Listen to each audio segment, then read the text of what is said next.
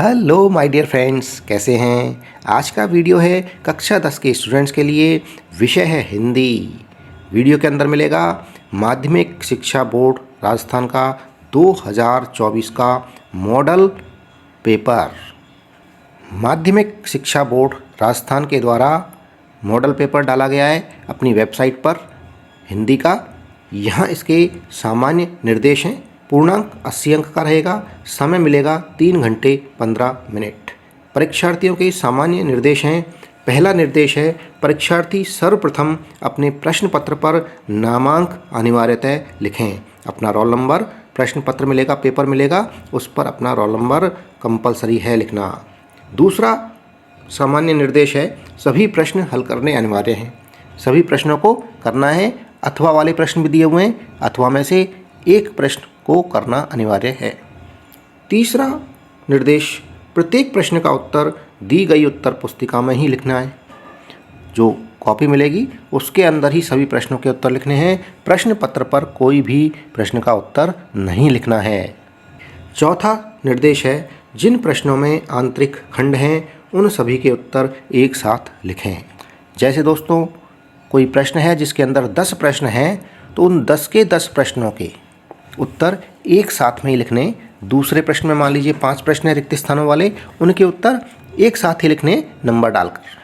पांचवा निर्देश है, प्रश्न का उत्तर लिखने से पूर्व प्रश्न का क्रमांक अवश्य लिखें। प्रश्न का उत्तर जो लिखना है उसका क्रमांक डालना है, नहीं तो कॉपी चेक करने वाले को पता ही नहीं चलेगा किस प्रश्न का उत्तर है। सब कुछ इस वीडियो के माध्यम से आपको बताने वाला हूँ। फुली सॉल्व पेपर है, सारे निबंध हैं इसके अंदर, सारे लेटर्स हैं, तो वीडियो को देखते रहिए। सबसे पहले खंड ए। खंड ए के अंदर पहला प्रश्न है जिसके अंदर वस्तुनिष्ठ प्रश्न हैं 12। उन प्रश्नों के अंत में उत्तर तालिका बनाकर इनके उत्तर दिए हुए हैं, वहाँ से आप देख सकते हैं। तो सबसे पहले देखेंगे पहले प्रश्न का पहला, पंडिताइन शब्द में प्रयुक्त शब्द प्रत्यय है। 4 ऑप्शन दिए हुए हैं, 4 उत्तर हैं, इनमें से एक उत्तर सही है।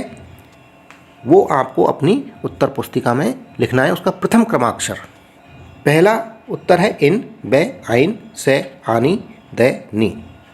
दूसरा प्रश्न है, स्वच्छ शब्द का सही संधि विच्छेद है। पहला उत्तर ए, स्व धन छ, बे, स्व धन वच्छ, से स्व धन अच्छ, द सु धन अच्छ। इनमें से जो भी सही उत्तर है उसका प्रथम क्रमाक्षर अपनी कॉपी में लिखना है। सभी आंतरिक खंड के प्रश्न हैं, एक में 12 प्रश्न हैं। इन 12 प्रश्नों को जो इनके उत्तर है वो एक साथ लिखने हैं। पहले प्रश्न का तीसरा है, भ्रमर गीत की भाषा है। पहला अवधी, ब संस्कृत, से उर्दू, द ब्रिज। 4 में से एक सही उत्तर अपनी उत्तर पुस्तिका में लिखना है, कॉपी में। चौथा, पहले प्रश्न का चौथा, अट नहीं रही कविता में किसकी आभा का वर्णन है। ए फागुन, ब श्रावण, से चैत्र, द बैशाख। पहले प्रश्न का पांचवा, जयशंकर प्रसाद का जन्म हुआ था। ए कानपुर, ब वाराणसी, से हरिद्वार, द उज्जैन। दोस्तों, राजस्थान माध्यमिक शिक्षा बोर्ड के द्वारा अपनी वेबसाइट पर ये मॉडल पेपर डाला हुआ है। उसी मॉडल पेपर को मैं आपको दिखा रहा हूँ। इसका पूरा सॉल्यूशन इसी वीडियो के अंदर है, आप इस वीडियो को अंत तक देखते रहिए। पहले प्रश्न का छठा, शिव धनुष तोड़ने वाले को परशुराम ने किसके समान अपना शत्रु माना है। 4 उत्तर हैं इसके, ए रावण को, ब कंस को, से सहस्त्रबाहु, द यम। 7वां, पहले प्रश्न का 7वां, ये सारे आंतरिक खंड के प्रश्न हैं जो कि एक ही जगह पर कॉपी में जहाँ पर भी उत्तर लिखेंगे सबके एक साथ लिखेंगे। इस तरह से लिखेंगे, प्रश्न 1 के उत्तर। तो पहले का 1 एक तालिका बनाकर इन सबके उत्तर आपको लिखने हैं कॉपी के अंदर। पहले प्रश्न का 7वां, शहर के मुख्य बाजार के मुख्य चौराहे पर किसकी प्रतिमा लगी थी। ए नेताजी सुभाष चंद्र बोस, ब महात्मा गांधी, से रानी लक्ष्मीबाई, द सरदार वल्लभ भाई पटेल। पहले प्रश्न का 8वां, यही सच है कहानी संग्रह के लेखक हैं। ए यशपाल, ब यतीन्द्र मिश्र, स मन्नू भंडारी, द राम वृक्ष बेनीपुरी। पहले प्रश्न का 9वां प्रश्न, लखनवी अंदाज लेख के माध्यम से कवि ने किस पर व्यंग किया है? ए कवियों पर, ब नई कहानी के लेखकों पर, से नवाबों पर, द स्वयं पर। पहले प्रश्न का 10वां, मानव संस्कृति है ए विभाज्य, ब अविभाज्य, से विनाशकारी, द प्रलयंकारी। पहले प्रश्न का 11वां प्रश्न, मेहनतकश बादशाहों का शहर कहा गया है? ए गंगटोक, ब जयपुर, से लखनऊ, द हैदराबाद। पहले प्रश्न का 12वां और अंतिम प्रश्न, आंतरिक खंड के ये प्रश्न है। पहला प्रश्न चल रहा है अभी, जिसमें वस्तुनिष्ठ प्रश्न है, बहुविकल्पीय प्रश्न है 12। पिताजी तारकेश्वर को प्यार से कहकर बुलाते थे? ए नेमिनाथ, ब भोलानाथ, से बैद्यनाथ, द सोमनाथ। अब इन प्रश्नों के, पहले प्रश्न के 12 प्रश्न हैं, इनके उत्तर देख लेते हैं।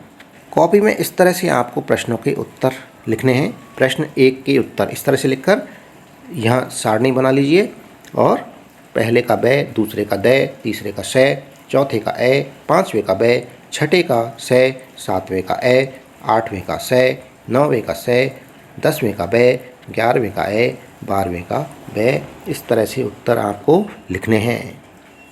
दोस्तों, वीडियो में अगर कोई मिस्टेक हो तो आप कमेंट बॉक्स में कमेंट करके ज़रूर बताएं। वैसे वीडियो बहुत सावधानीपूर्वक बनाया गया है। दूसरा प्रश्न है, रिक्त स्थानों की पूर्ति कीजिए। दोस्तों, 6 अंक का ये प्रश्न है। 6 प्रश्न हैं इसमें, आंतरिक खंड के प्रश्न हैं ये। दूसरे प्रश्न में 6 प्रश्न हैं, 1-1 अंक के। पहला है, जिस क्रिया में 2 कर्म प्रयुक्त होते हैं उसे रिक्त स्थान कहते हैं। दूसरा है, अविकारी शब्द को ही रिक्त स्थान कहते हैं। तीसरा, रिक्त स्थान समास के दोनों पद समान रूप से प्रधान होते हैं। चौथा, संज्ञा, सर्वनाम, क्रिया या अव्यय शब्दों के साथ रिक्त स्थान जोड़कर विशेषण बनाए जाते हैं। पांचवा, संज्ञा के स्थान पर प्रयुक्त होने वाले शब्द रिक्त स्थान कहलाते हैं। छठा, उपसर्ग वे शब्दांश हैं जो शब्द के रिक्त स्थान में जुड़कर शब्द के अर्थ को बदल देते हैं। अब इनके उत्तर कैसे लिखने हैं वो आप देख लीजिए। इस तरह से कॉपी में आपको उत्तर लिखने हैं। प्रश्न 2 के उत्तर, यहाँ पहले का द्विकर्मक, दूसरे का अव्यय, तीसरे का द्वंद्व, चौथे का प्रत्यय, पांचवे का सर्वनाम, छठे का आरंभ या प्रारंभ। तीसरा प्रश्न, निम्नलिखित अपठित गद्यांश को पढ़कर दिए गए प्रश्नों के उत्तर अपनी उत्तर पुस्तिका में लिखिए। यहाँ पर अपठित गद्यांश है, इसको पढ़ना है, और इसके 6 क्वेश्चन हैं, 6 प्रश्न हैं, उनके उत्तर देने हैं। अपठित गद्यांश को पढ़ लेते हैं। यदि किसी राष्ट्र का समुचित विकास तथा उसके नागरिकों का सही व्यक्तित्व निर्माण करना हो तो उसकी शिक्षा का स्व उद्देश्य होना आवश्यक है। शिक्षा वस्तुतः कोई पाठ्यक्रम या डिग्री प्राप्त करना भर नहीं है, बल्कि जीवन में सतत चलने वाली प्रक्रिया है जो कुछ न कुछ सिखाती रहती है। शिक्षा से ही व्यक्ति और राष्ट्र के चरित्र का निर्माण होता है। यदि किसी देश की शिक्षा अच्छी होगी तो उसके नागरिकों का चरित्र भी अच्छा होगा। गांधी जी भी शिक्षा को चरित्र निर्माण के लिए अनिवार्य मानते थे। वे कहते थे, शिक्षा का सही उद्देश्य चरित्र निर्माण होना चाहिए। अपठित गद्यांश हमने पढ़ लिया है। यहाँ 6 प्रश्न हैं, 6 प्रश्नों के उत्तर गद्यांश में से देने हैं। 1-1 अंक के 6 प्रश्न हैं। कुल अपठित गद्यांश 6 अंक का है। पहले प्रश्न है, प्रस्तुत गद्यांश का उचित शीर्षक लिखिए। तो प्रस्तुत गद्यांश का उचित शीर्षक है, शिक्षा का महत्व या शिक्षा का उद्देश्य। और भी कोई आपको दिमाग में आता हो अच्छा सा शीर्षक, वो आप लिख सकते हैं। दूसरा प्रश्न है, व्यक्ति और राष्ट्र का चरित्र निर्माण किसके द्वारा होता है? व्यक्ति और राष्ट्र का चरित्र निर्माण शिक्षा के द्वारा होता है। तीसरा प्रश्न है, जीवन में सतत चलने वाली प्रक्रिया क्या है? तीसरे प्रश्न का उत्तर, जीवन में सतत चलने वाली प्रक्रिया शिक्षा है।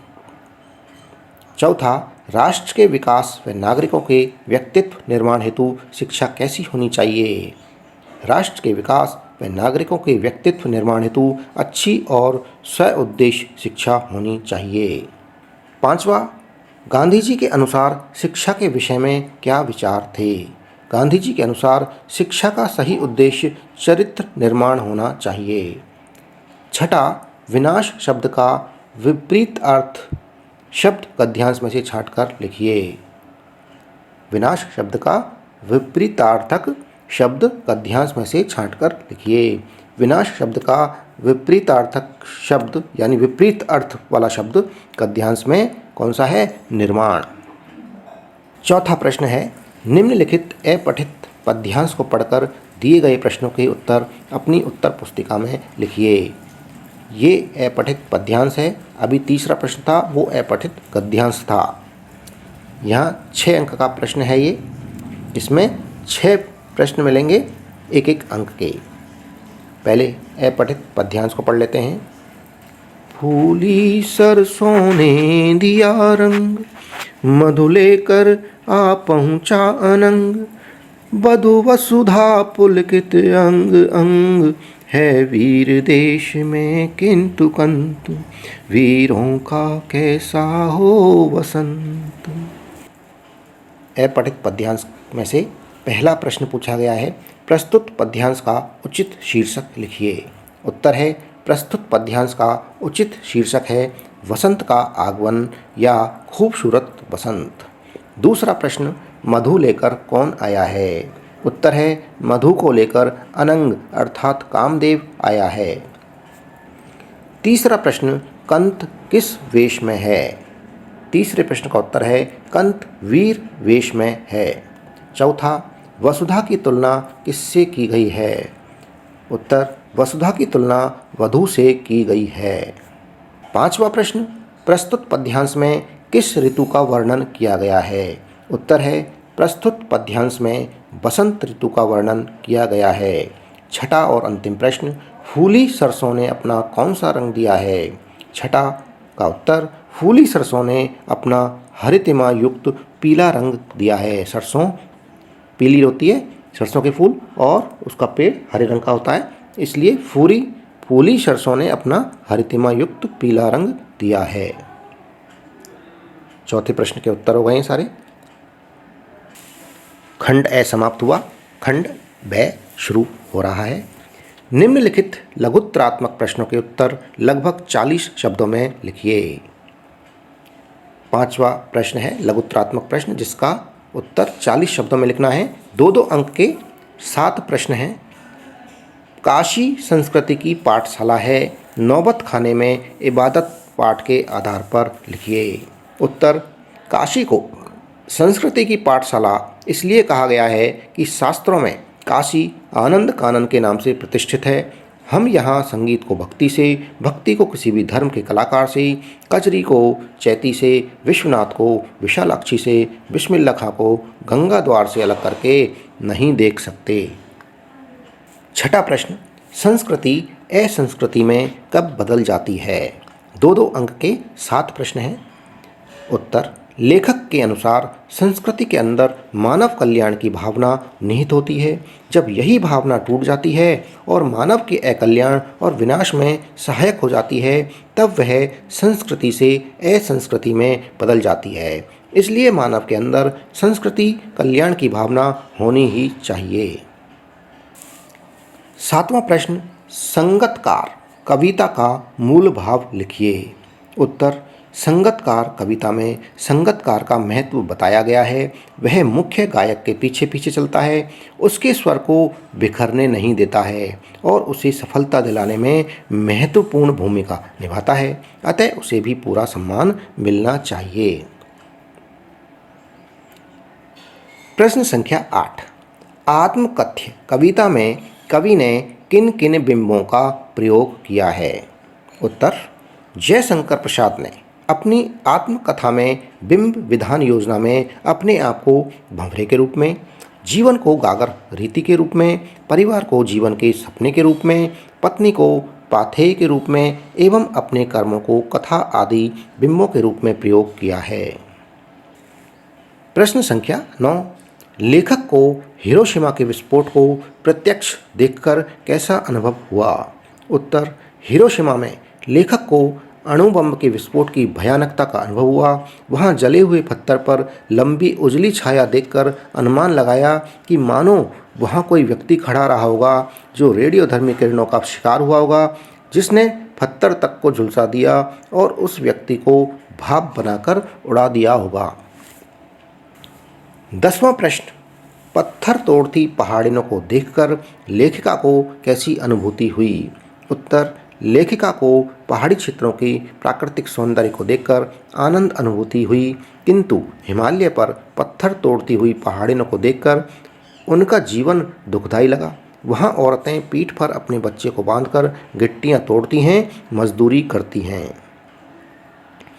5वां प्रश्न, आंखें भर आना मुहावरे का अर्थ एवं वाक्यों में प्रयोग लिखिए। उत्तर, आंखें भर आना मुहावरे का अर्थ है आंख से आंसू अर्थात दुखी होना। वाक्य में प्रयोग, मायके से विदा होते समय हर बेटी की आंखें भर आती हैं। खंड ब समाप्त हुआ, खंड ब शुरू हुआ।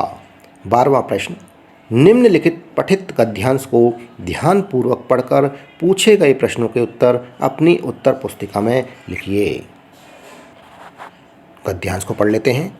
बार बार सोचते क्या होगा उस कौम का जो अपने देश की खातिर घर गृहस्थी, जवानी, जिंदगी सब कुछ होम कर देने वालों पर भी हंसती है और अपने लिए बिकने के मौके ढूंढती है। दुखी हो गए। 15 दिन बाद उसी कस्बे से फिर गुजरे। कस्बे में घुसने से पहले ख्याल आया कि कस्बे की हृदय स्थली में सुभाष की प्रतिमा अवश्य ही प्रतिष्ठापित होगी, लेकिन सुभाष की आंखों पर चश्मा नहीं होगा क्योंकि मास्टर बनाना भूल गया और कैप्टन मर गया।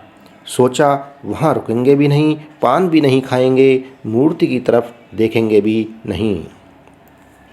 गद्यांश पढ़ लिया है, अब इसके प्रश्नों को पढ़ लेते हैं, प्रश्नों के उत्तर भी देख लेते हैं। लेखक दुखी क्यों हो गया? दूसरा प्रश्न है, हलदर साहब कितने दिनों बाद कस्बे से गुजरे? तीसरा प्रश्न, सुभाष की मूर्ति की आंखों पर चश्मा क्यों नहीं था? चौथा, लेखक आज वहां रुकना क्यों नहीं चाहता था? प्रश्न 12 के उत्तर हैं। पहला, लेखक इसलिए दुखी था क्योंकि अपने देश की खातिर घर गृहस्थी, जवानी, जिंदगी सब कुछ होम कर देने वाले वीरों पर कौम अर्थात लोग हंसते हैं और अपने लिए बिकने के मौके ढूंढते हैं। प्रश्न संख्या 12 का दूसरे प्रश्न का उत्तर है, हलदर साहब 15 दिनों बाद कस्बे से गुजरे। प्रश्न संख्या 12 का तीसरे प्रश्न का उत्तर, सुभाष की मूर्ति की आंखों पर चश्मा नहीं था क्योंकि मास्टर चश्मा बनाना भूल गया था। प्रश्न संख्या 12 के चौथे प्रश्न का उत्तर है, सुभाष की मूर्ति के लिए मास्टर चश्मा लगाना भूल गया होगा और कैप्टन मर गया था। यह सोचकर लेखक वहां रुकना नहीं चाहता था। अथवा में एक पठित गद्यांश है, या तो ये गद्यांश के उत्तर देने हैं या अगला गद्यांश बता रहा हूँ मैं, उसके प्रश्नों के उत्तर आपको कॉपी में लिखने हैं। केवल एक गद्यांश के चारों प्रश्नों के उत्तर कॉपी में लिखने हैं। उस समय तक हमारे परिवार में लड़की के विवाह के लिए अनिवार्य योग्यता थी। उम्र में 16 वर्ष और शिक्षा में मैट्रिक। सन 1944 में सुशीला ने वह योग्यता प्राप्त कर ली और शादी करके कोलकाता चली गई। दोनों बड़े भाई भी आगे की पढ़ाई के लिए बाहर चले गए। इन लोगों की छत्र छाया हटते ही पहली बार मुझे नए सिरे से अपने वजूद का एहसास हुआ। पिताजी का ध्यान भी पहली बार मुझ पर केंद्रित हुआ। लड़कियों को जिस उम्र में स्कूली शिक्षा के साथ साथ सुघड़, गृहिणी और कुशल पाकशास्त्री बनाने के नुस्खे जुटाए जाते थे, पिताजी चाहते थे कि मैं रसोई से दूर ही रहूं। रसोई को वे भटियार खाना कहते थे और उनके हिसाब से वहाँ रहना अपनी क्षमता और प्रतिभा को भट्टी में झोंकना था।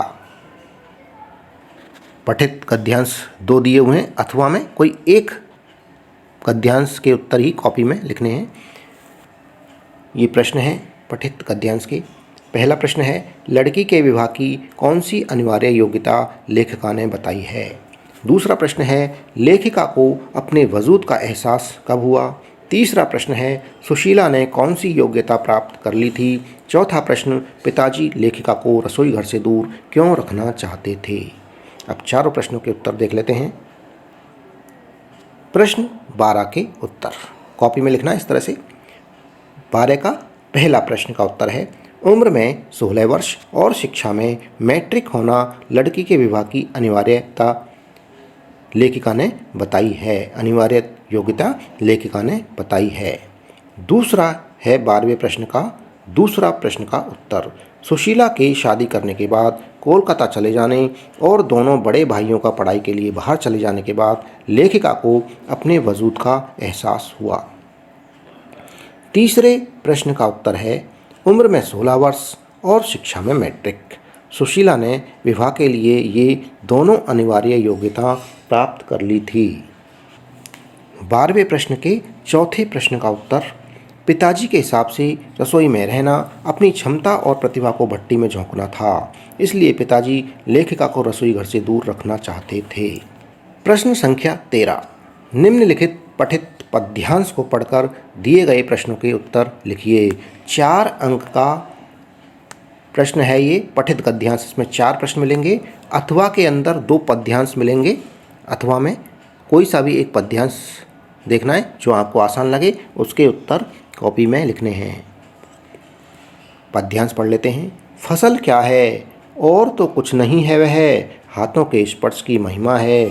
भूरी काली संदली मिट्टी का गुणधर्म है। रूपांतर है सूरज की किरणों का, सिमटा हुआ संकोच है हवा की चिरकन का। इसके प्रश्नों को देख लेते हैं, फिर उत्तर देखेंगे।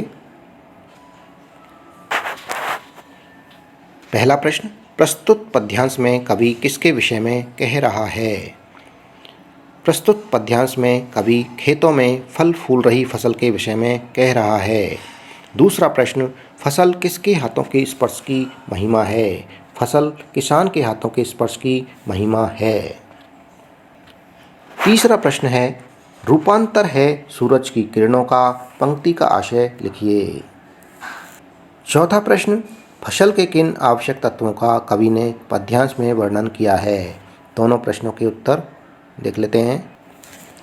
तीसरे प्रश्न का उत्तर है, लेखक बता रहा है कि किसान के हाथों में तैयार फसल वास्तव में फसल नहीं है, बल्कि सूरज की किरणें ही हैं जो फसल में रूपांतरित हो गई हैं। चौथे प्रश्न का उत्तर है, नदियों के पानी, खेत में हाथों द्वारा की गई मेहनत, सूरज की धूप, भूरी काली संदली अर्थात उपजाऊ मिट्टी और हवा जैसे फसल के लिए आवश्यक तत्वों का कवि ने पद्यांश में वर्णन किया है। अथवा में एक पद्यांश और है, जो भी आपको आसान लगे, अच्छा लगे, उसी पद्यांश को पढ़कर आपको सारे प्रश्नों के उसी पद्यांश के उत्तर देने हैं अपनी उत्तर पुस्तिका में। पद्यांश पढ़ लेते हैं। बादल गरजो घेर घेर घोर गगन धाराधर, ओ ललित ललित काले घुंघराले, बाल कल्पना के से पाले, विद्युत छवि उनमें कवि नव जीवन वाले, वज्र छिपा नूतन कविता फिर बर दो, बादल गरजो। ये पद्यांश है। उत्तर देखने के लिए पहले प्रश्नों को देख लेते हैं।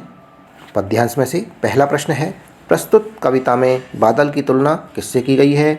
दूसरा प्रश्न है, किसके हृदय में विद्युत छवि है। तीसरा प्रश्न, कवि को नवजीवन देने वाला क्यों बताया है। चौथा प्रश्न है, कवि और बादल में क्या समानता बताई गई है। प्रश्न संख्या 13 के उत्तर। प्रश्न संख्या 13 का पहला उत्तर है, बादल की तुलना बाल कल्पना से की गई है। दूसरा उत्तर है, बादल के हृदय में विद्युत छवि है। तीसरा प्रश्न है, कवि की कविता बाल कल्याण को पूरा कर नव जीवन संचार करने वाली है, इसलिए कवि को नव जीवन देने वाला बताया गया है। चौथे प्रश्न का उत्तर है, कवि और बादल में समानता यह है कि जैसे कवि कविता रूपी नवजीवन का निर्माण करते हैं, उसी प्रकार बादल जल रूपी नवजीवन का निर्माण करते हैं। प्रश्न संख्या 14, बाल गोविंद भगत की किन विशेषताओं के कारण उन्हें गृहस्थ होते हुए भी भगत कहा गया है? 3-3 अंक के प्रश्न हैं।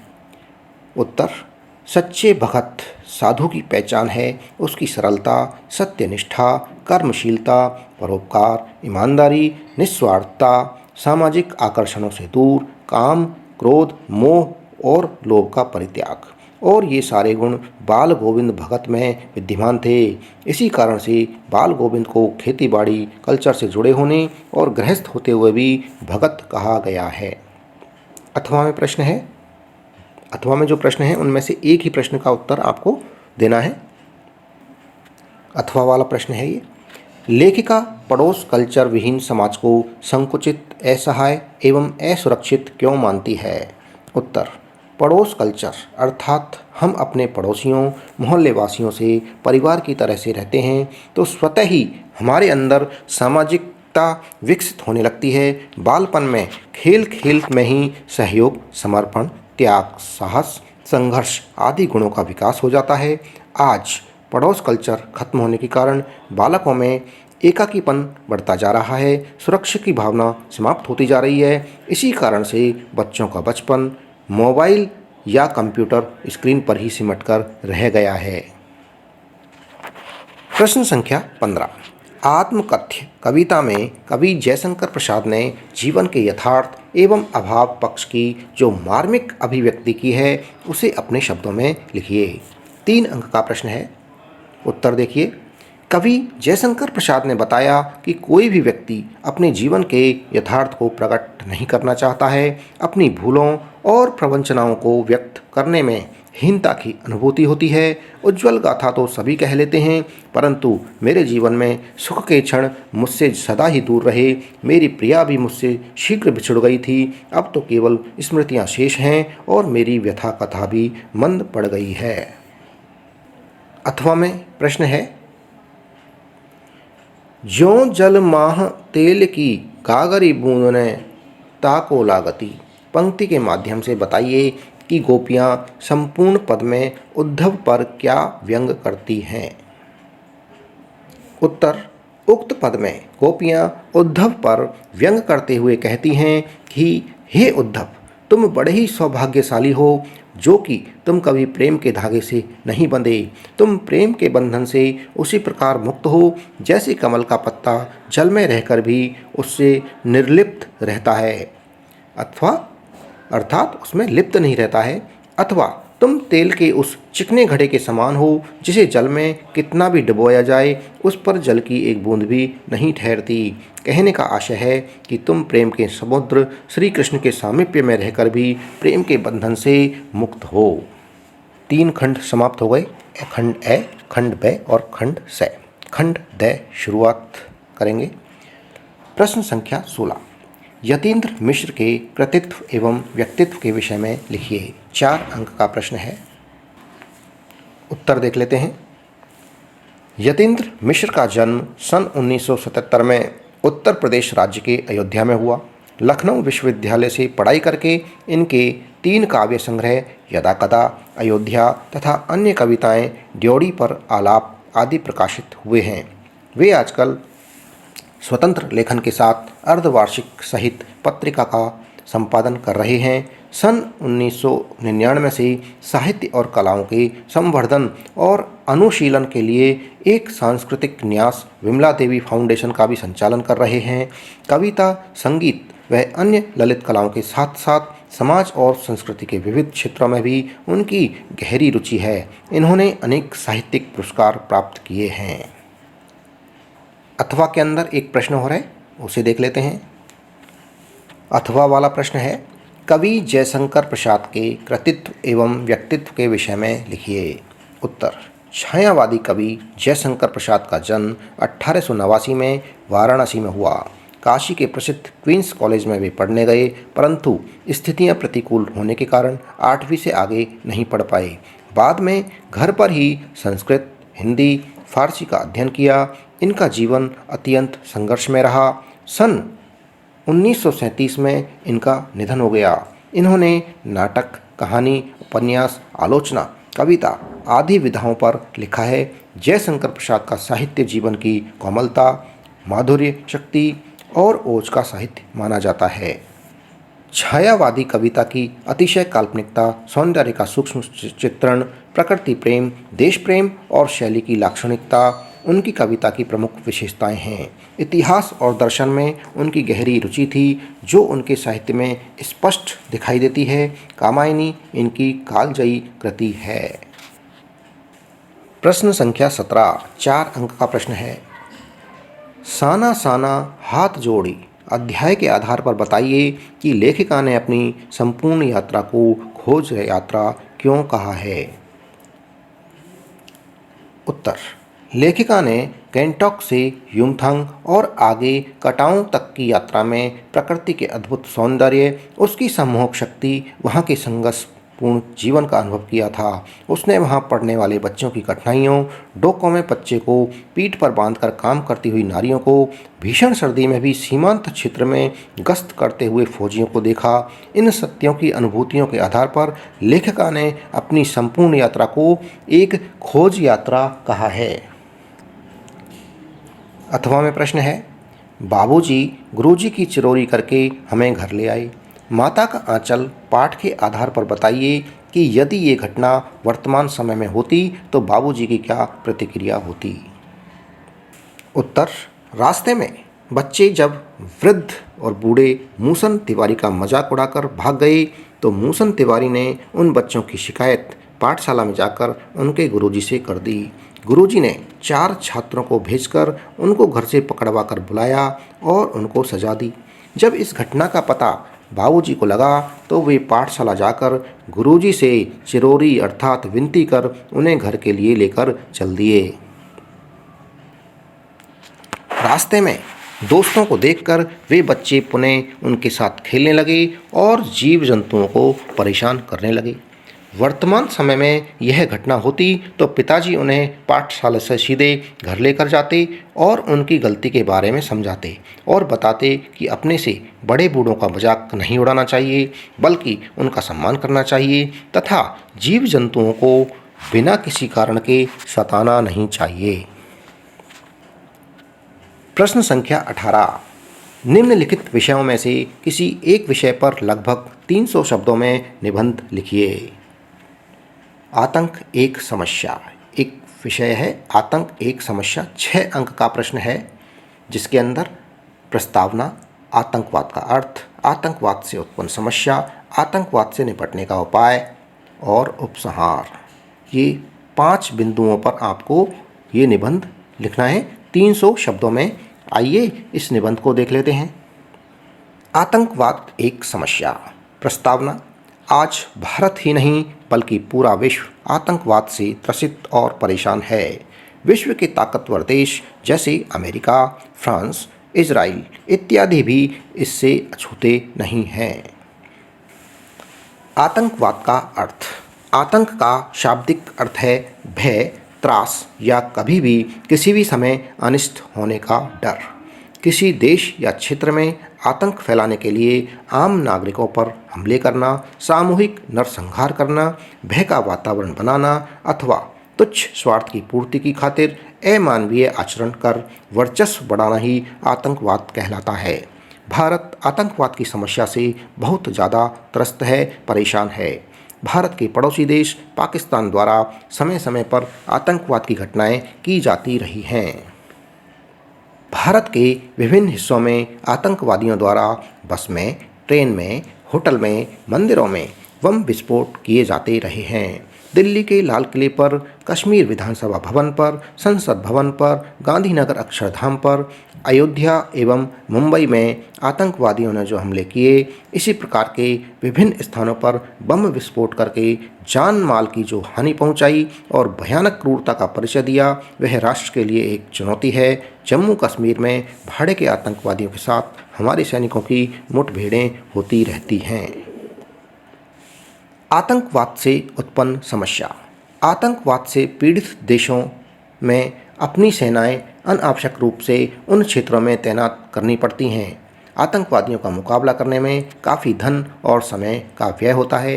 आतंकवादियों के बम विस्फोटों द्वारा आम नागरिकों, सैनिकों की जानें चली जाती हैं, राष्ट्रीय संपत्ति को नुकसान पहुंचता है और इससे देश के विकास में अवरोध पैदा होता है। आतंकवाद से निपटने के उपाय। इस समस्या का समाधान है कठोर कानून बनाना और उन्हें सख्ती से लागू करना, और दूसरा समाधान है कमांडो ऑपरेशन। कानूनों के अंतर्गत 1987 में टाडा, 2022 में पोटा, 2008 में राष्ट्रीय अन्वेषण एजेंसी आदि। आतंकी समस्या समाधान के लिए भारत सरकार विश्व स्तर पर भी नीति बना रही है। इन सभी उपायों से इस समस्या का समाधान हो सकता है। इसके अलावा यदि बातचीत का कोई विकल्प हो तो बातचीत से भी समस्या का समाधान हो सकता है। उपसंहार। आज जो भी देश आतंकवाद से पीड़ित हैं वे दूसरे की पीड़ा को समझ रहे हैं और आतंक के खिलाफ एकजुट हो रहे हैं, एक दूसरे को सहयोग कर रहे हैं। भारत में भी आतंकवाद रोकने के लिए सरकार गंभीरता से प्रयास कर रही है। सेनाओं और पुलिस को खुली छूट दी गई है जिससे वे आतंकवादियों की चुनौतियों का उचित जवाब दे रहे हैं। मानवता के हित में इसका नामो निशान मिटाना परम आवश्यक कर्तव्य है। अथवा में और भी निबंध हैं, 4 निबंध हैं, उन्हें देख लेते हैं। पर्यावरण प्रदूषण। पर्यावरण प्रदूषण पे 4 बिंदुओं पे आपको निबंध लिखना है। 4 बिंदु कौन से हैं? 4 नहीं, 5 बिंदु हैं। पहला प्रस्तावना, दूसरा प्रदूषण के प्रकार, तीसरा प्रदूषण के कारण एवं प्रभाव, 5वां बिंदु है पर्यावरण संरक्षण के उपाय और 5वां है उपसंहार। पूरा निबंध देख लेते हैं। सबसे पहला पॉइंट प्रस्तावना। पर्यावरण प्रदूषण की समस्या से आज भारत ही नहीं बल्कि पूरा विश्व त्रस्त और परेशान है। वर्तमान में हवा, पानी, मिट्टी आदि के साथ साथ पेड़ पौधे, खेती एवं खेती के लिए फायदेमंद कृमि, कीट आदि सभी पर्यावरण प्रदूषण से प्रभावित हो रहे हैं। प्राकृतिक वातावरण के अंदर अवांछित तत्वों जैसे गैस, धुआं, कर्ण को फाड़ने वाली ध्वनि एवं खाद्य पदार्थों में विषाक्त पदार्थों, मिलावट आदि के कारण हर तरह का प्रदूषण देखने को मिल रहा है। संयुक्त राष्ट्र संघ और विश्व स्वास्थ्य संगठन द्वारा प्रतिवर्ष 5 जून को पर्यावरण दिवस भी मनाया जाता है, परंतु पर्यावरण प्रदूषण कम होने का नाम ही नहीं ले रहा है। प्रदूषण के प्रकार। वायु प्रदूषण, ध्वनि प्रदूषण, जल प्रदूषण, मृदा प्रदूषण, रेडियोधर्मी प्रदूषण इत्यादि कई तरह के प्रदूषण होते हैं। प्रदूषण के कारण।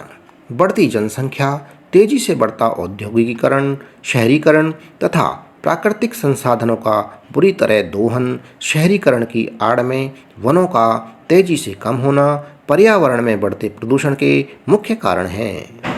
बढ़ते हुए पर्यावरण प्रदूषण की वजह से मानव ही नहीं वरन वन्य जीवों के स्वास्थ्य पर भी इसका बुरा असर पड़ रहा है। बढ़ता पर्यावरण प्रदूषण आगे चलकर मानव सभ्यता के विनाश का कारण बन सकता है। इससे हर वर्ष धरती के तापमान में वृद्धि तथा असमय ऋतु परिवर्तन हो रहे हैं जिससे प्राकृतिक वातावरण नष्ट होता जा रहा है। प्रदूषण निवारण के उपाय। पर्यावरण प्रदूषण से आज पूरा विश्व चिंतित है। विश्व स्वास्थ्य संगठन द्वारा पर्यावरण को बचाने की दिशा में अनेक उपाय किए जा रहे हैं। भारत सरकार भी पर्यावरण निवारण के लिए काफ़ी प्रयास कर रही है, जैसे सघन अभियान चलाकर वृक्षारोपण करना, शोर पर नियंत्रण करना तथा पर्यावरण प्रदूषण के प्रति जन चेतना को जागृत करना। इसके अलावा कारखानों से निकलने वाले विषैले अपशिष्टों, नालियों में गंदा पानी फैलने तथा खुले में शौच जाने से बचने के लिए सरकारी स्तर पर अनेक प्रयास किए जा रहे हैं। इसके लिए सरकार द्वारा सीवरेज ट्रीटमेंट प्लांट लगाए जा रहे हैं। नदियों की स्वच्छता का अभियान चलाया जा रहा है। घर घर में शौचालय बनाए जा रहे हैं। उपसंहार। बढ़ता औद्योगिकीकरण, शहरीकरण, तेजी से बढ़ते वाहन, कटते जंगल आदि बढ़ते पर्यावरण प्रदूषण के लिए जिम्मेदार हैं। इसके लिए देश में पर्यावरण संरक्षण से संबंधित पाठ्यक्रम प्रारंभ किए गए हैं। बड़े उद्योगों को प्रदूषण रोकने के उपाय अपनाए जाने को कहा जा रहा है। इस हेतु संयुक्त राष्ट्र संघ और विश्व स्वास्थ्य संगठन द्वारा 5 जून को प्रतिवर्ष पर्यावरण दिवस भी मनाया जाता है। अथवा के अंदर एक निबंध और है, मेरी अविस्मरणीय यात्रा। 5 बिंदुओं पर आपको ये निबंध लिखना है। पहला पॉइंट है प्रस्तावना, दूसरा पॉइंट है यात्रा का आरंभ, तीसरा है यात्रा का अनुभव, चौथा पॉइंट है यात्रा के अविस्मरणीय होने का कारण, पांचवा उपसंहार। मेरी अविस्मरणीय यात्रा। प्रस्तावना। उत्तर प्रदेश एक धार्मिक प्रदेश है जहां अयोध्या में भगवान राम ने जन्म लिया था, जबकि मथुरा में भगवान श्री कृष्ण ने। काशी भगवान शंकर की नगरी है। पवित्र गंगा और यमुना नदी हैं और अभी तो इन दिनों अयोध्या में वर्षों से प्रतीक्षित रामलला का गगनचुंबी मंदिर का निर्माण हो रहा है, जिसका उद्घाटन भी शीघ्र होने जा रहा है। यात्रा का आरंभ। अगला पॉइंट है, हमारा परिवार जयपुर में रहता है। बच्चों की गर्मियों की छुट्टियां शुरू हो गई थीं, इसलिए हमने उत्तर प्रदेश के धार्मिक स्थलों गोवर्धन, मथुरा और वृंदावन घूमने का कार्यक्रम बनाया। इसके लिए हमने पहले से ही ट्रेन में 3rd AC में टिकटें बुक करवा दी थीं। सीटें हमारी कंफर्म हो चुकी थीं, इसलिए मैं बड़ा खुश था। ट्रेन के निर्धारित समय से पूर्व ही हम ऑटो करके रेलवे स्टेशन पर पहुंच गए। थोड़ी देर में ही ट्रेन में बैठ गए और शाम 7 बजे हम गोवर्धन पहुंच गए। गोवर्धन में होटल में हमारा सामान रखकर हम गोवर्धन परिक्रमा करने के लिए निकल गए। परिक्रमा पूरी करने के बाद सुबह भगवान का दूध भोग और दर्शन करके वहां से वृंदावन के लिए रवाना हो गए। वृंदावन में बांके बिहारी जी के मंदिर, प्रेम मंदिर, अंग्रेजों का मंदिर, निधिवन, रंगदेव जी का मंदिर, वैष्णो मंदिर में घूमे और दर्शन किए। अगले दिन हम मथुरा पहुंच गए और कृष्ण जन्मभूमि का दर्शन कर वहां से बस में बैठकर जयपुर के लिए रवाना हो गए। यात्रा का अनुभव। हमारी यात्रा का अनुभव हमारे लिए बड़ा खट्टा मीठा रहा। गोवर्धन में हम ट्रेन से उतरने के बाद एक ऑटो टैक्सी में बैठ गए।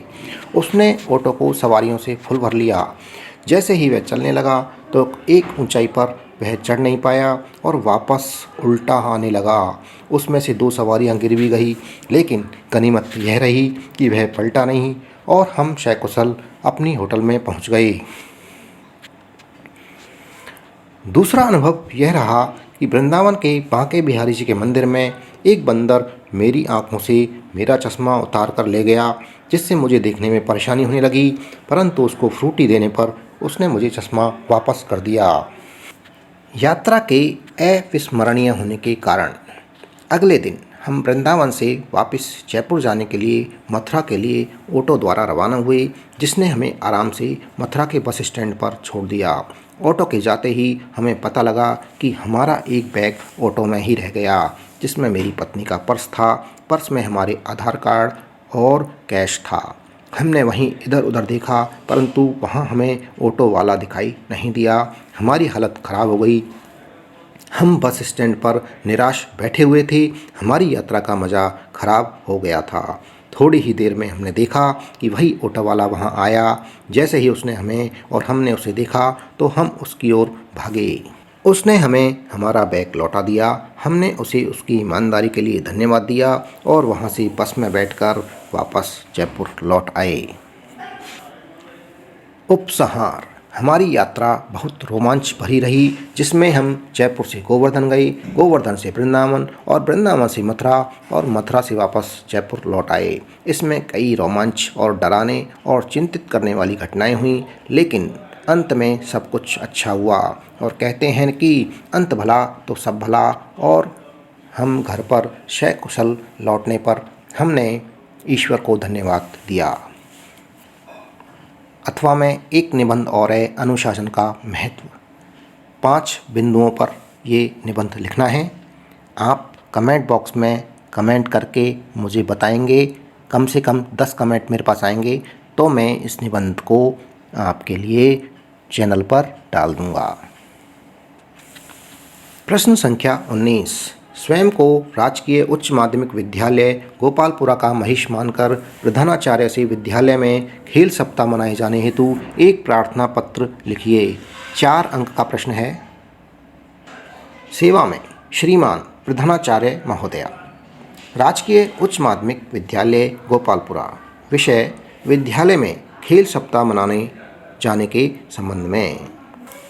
मान्यवर, उपरोक्त विषय अंतर्गत निवेदन है कि अगले महीने में जिला स्तरीय खेलकूद प्रतियोगिता का आयोजन होने जा रहा है। जिला शिक्षा अधिकारी के आदेश के अनुसार आसपास के सभी विद्यालयों में दिनांक से जिस दिनांक तक आप लिखें, सभी विद्यालयों में दिनांक इतने से इतने तक खेल सप्ताह मनाया जा रहा है, जिससे छात्र अगले महीने जिला स्तरीय प्रतियोगिता में ढंग से सहभागिता निभा सकें।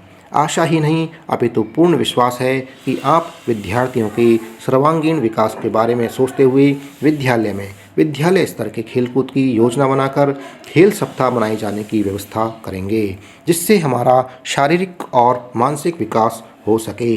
आपकी अति कृपा होगी। धन्यवाद। दिनांक लिख देना।